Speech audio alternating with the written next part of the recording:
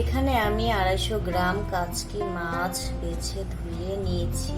এখানে 8টি পেঁয়াজ কুচি করে নিয়েছি। এখানে 10টি কাঁচা মরিচ ফালি করে নিয়েছি।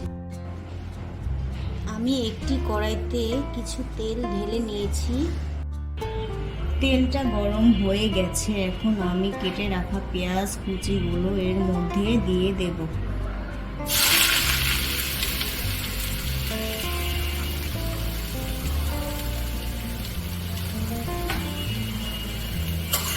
এখন আমি পেঁয়াজটাকে ভালোভাবে ভেজে নেব মিডিয়াম আছে। পেঁয়াজটা আমি লাল করে ভেজে নিয়েছি।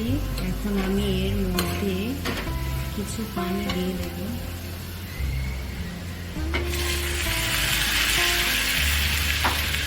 দিয়ে দেব কাঁচামরিচ ফালি।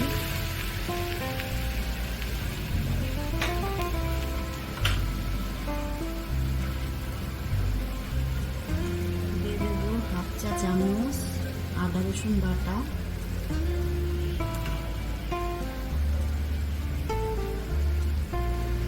চা চামচ হলুদের গুঁড়ো,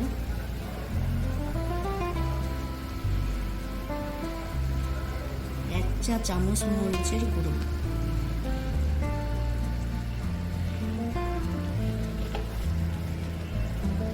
স্বাদ মতো লবণ। এখন আমি ভালোভাবে মশলাটাকে নেড়ে চেড়ে নেব। নেড়ে চেড়ে ভালোভাবে কষিয়ে নেব। মশলাটা আমার কষানো হয়ে গেছে। এখন আমি এর মধ্যে গুঁড়ো মাছগুলো দিয়ে দেব। মশলাটা কষানো হয়ে গেছে। মাছগুলো দিয়ে আমি ভালোভাবে এটাকে নেড়ে চেড়ে একটু পানি দিয়ে দেব।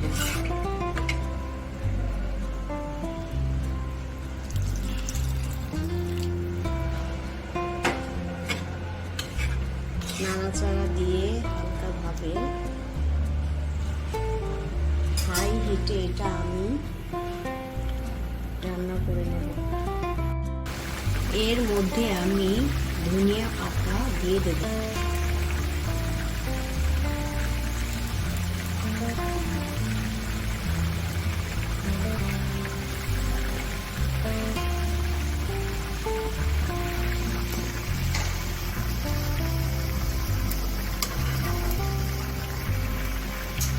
মাছের তেলটা ওঠার পর আমি নামিয়ে নেব।